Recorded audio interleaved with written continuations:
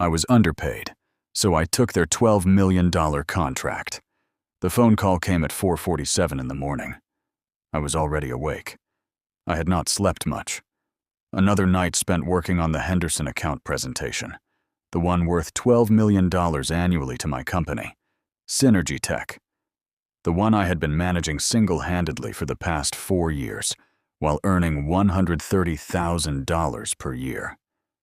The call was from Jack Henderson, the CEO of Henderson Global Industries. He had gotten my cell phone number from an email I had sent him last week. I knew this because I was the only person at SynergyTech who communicated directly with him.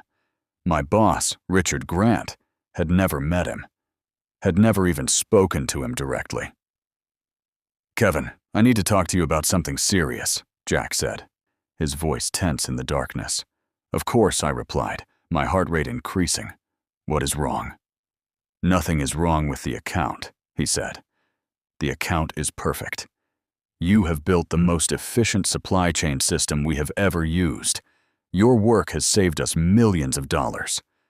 I have looked over our contract with SynergyTech, and I realize that the price we are paying is 50% of what we should be paying for the value you are providing." I sat up in bed. This conversation was not supposed to be happening. "Here is what I want to know," Jack continued. "How much is SynergyTech paying you to manage this account?" I hesitated. I should not answer this question. This was confidential information. But something told me that this question mattered more than any confidentiality clause. $130,000 annually, I said quietly. "That is insane," he said. "Kevin, you have built a system that has increased our operational efficiency by 34%. You have reduced our logistics costs by $5.3 million per year. You are personally responsible for saving our company over $20 million in the past 4 years. And they are paying you $130,000? It was the first time anyone had calculated the actual value I was creating. "Yes," I said. "Do you know what I am paying my operations director in-house?" Jack asked. "No," I replied. $280,000, he said, plus bonuses, plus equity. And he manages a fraction of the complexity you manage. Kevin, I am going to make you an offer. Leave SynergyTech. Start your own consulting firm. I will hire you directly. I will pay you $600,000 per year for the Henderson Global account, and I will help you build your consulting business by connecting you with other clients who need exactly what you do." I did not answer immediately. I could not answer. My mind was processing too many things at once. "Think about it," Jack said. "But do not think about it too long.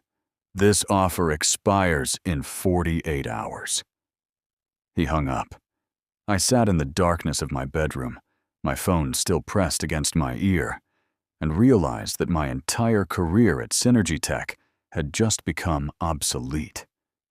For 4 years, I had managed the Henderson Global Industries account.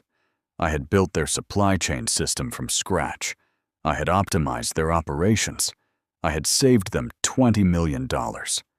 For this work, I had been paid $130,000 annually. This was insane. I had asked for a raise 3 times. The first time, Richard had said the company was not in a position to increase salaries. The second time, he had said I did not have enough seniority. The third time, he had rejected me without explanation. Now I was being offered $600,000 per year from the person I had been serving. $600,000. That was exactly what I deserved. I did not sleep for the rest of the night. I sat at my kitchen table and made a decision. I was going to leave SynergyTech. I was going to start my own consulting firm. I was going to take the Henderson account with me. This was not revenge. This was justice. The next morning, I called Diana Martinez, a business attorney I had met at a networking event 6 months ago. I needed to understand the legal implications of what I was about to do. When I told her about the offer, she was quiet for a moment. "This is tricky," she said carefully. "You will definitely face a non-compete claim from SynergyTech. They will argue that you stole a client. You will need to be prepared for a legal battle." "But legally, can they prove the client is theirs?" I asked. "The client belongs to the company," she replied. "But here is the thing. If you can prove that the client relationship is personal, that Henderson hired you specifically because of your work, then you have a stronger case. Did Henderson contact you directly?" "Yes," I said. "He called me this morning." "Did he say he wanted to work with you specifically, not with SynergyTech?" "Yes.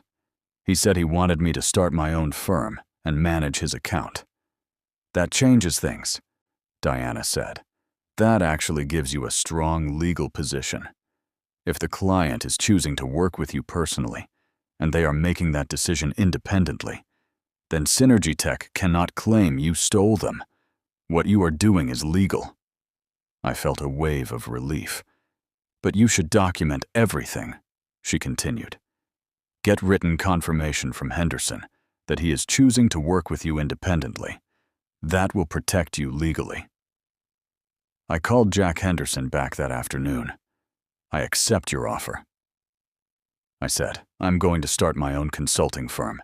I am giving SynergyTech my 2 weeks' notice effective immediately."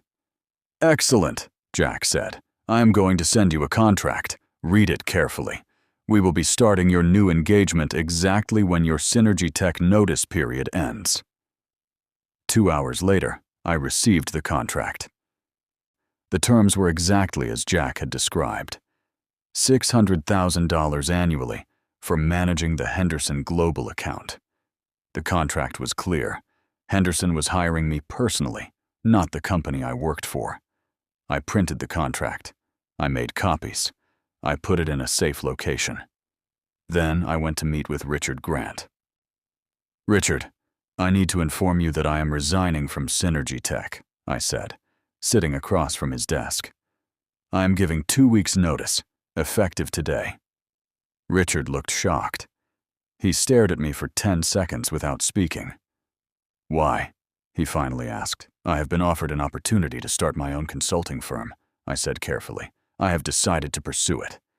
"Which clients are you taking?" he demanded. "No clients," I lied. I did not have a contract with SynergyTech that would prevent me from taking clients. But I also did not want to give Richard advance notice that would allow him to do anything about it. I just want to start fresh. Richard's face turned red. I could see him calculating. He knew the Henderson account was worth $12 million. He was starting to understand that I might take it with me. "If you take any of our clients, we will sue you for everything you own," he said coldly. "I have no intention of taking your clients," I replied. "If any client chooses to work with me independently after I start my firm, that is their choice, not mine." This was technically true. Jack was going to choose to work with me. I was not going to steal him away. I finished my 2 weeks at SynergyTech in a state of tension. Richard watched me constantly. He tried to pressure me to sign a non-compete agreement I had never been asked to sign before. I refused. On my last day, I received a call from SynergyTech's legal team. They sent me a cease and desist letter claiming that the Henderson account was company property and that I was not allowed to solicit or work with them after leaving SynergyTech. I forwarded the letter to Diana. "This is perfect," she said. "This gives us evidence that SynergyTech is trying to prevent a client from choosing to work with you independently. This actually strengthens your position. Do not respond to the cease and desist. Just do not violate it. If Henderson contacts you and wants to work with you, that is not solicitation. That is the client choosing to work with you." 1 week after I left SynergyTech, Jack Henderson contacted me officially. He sent me a detailed contract for consulting services. The contract was dated and signed. It was clear, unambiguous documentation that Henderson Global Industries was hiring me specifically, not my previous employer. I started my consulting firm, Henderson Solutions, on a Monday morning from a small office I rented downtown. My first and only client was Henderson Global Industries. But with them generating $600,000 in annual revenue, I did not need another client. I was making more money than I had ever made at SynergyTech. I was making more money than most directors at large companies. Within 6 months, Jack introduced me to 3 other companies that needed similar consulting services. They hired me too. My annual revenue grew to $2.1 million. SynergyTech, meanwhile, faced a crisis. Without me managing the Henderson account, the system started to fail. Henderson complained about poor service.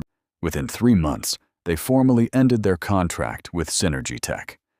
SynergyTech lost a $12 million annual revenue stream because Richard had refused to pay me market rate for my work. Richard sent me an email offering to rehire me at $250,000 per year. I ignored it. The Henderson account did not just make me wealthy. It established my reputation as the premier operations consultant in the region. Over the next 2 years, my consulting firm grew to handle 5 major accounts worth $5.2 million annually in total revenue. I hired a team. I created a company culture where people were paid market rates for their work, where people were respected for their contributions, where compensation was tied to actual value creation. My employees were happy. My clients were happy. I was happy. Richard Grant retired from SynergyTech the following year, reportedly under pressure from the board of directors. The company went through multiple restructurings trying to rebuild the Henderson account value that had been lost. They never recovered. More importantly, they never learned the lesson. Companies lose billions of dollars every year by underpaying talented people. They lose clients. They lose market share. They destroy shareholder value. All because they refuse to pay market rates for exceptional work. This story is completely fictional. All characters, companies, and events are made up for entertainment purposes. But the lesson is real. The lesson is simple. Your work is worth what the market will pay for it. Not what your employer says it is worth. Not what you think you should be grateful for. But what the actual market values it at. When I started my consulting firm, I discovered that my work was worth $600,000 per year, not $130,000 per year. The market had made that clear through Jack Henderson's offer. Every person has this same power. You can discover what your work is actually worth by exploring the market. You can test your value. You can see what others would pay for your skills. If your current employer will not pay you market rate, the market will find you. Or you can find the market yourself. The second lesson is about exploitation. Underpaying talented people is a form of exploitation. It is not an accident. It is a choice. Richard Grant chose to pay me below market rate. He chose to deny my raise requests 3 times. He chose to extract maximum value from my work while paying minimum salary. This strategy destroyed his company and enriched me personally. The third lesson is about leverage. As an employee, you have less leverage. Your employer can reject your raise requests. They can replace you if you push too hard. But as a consultant, as a business owner, your leverage changes. If a client values your work at $600,000 per year, they will pay it. Jack Henderson paid me $600,000 because he could calculate the exact value I was creating for his company. He could see that I was saving his company $5.3 million annually in logistics costs alone. When you can prove that kind of value, You have leverage.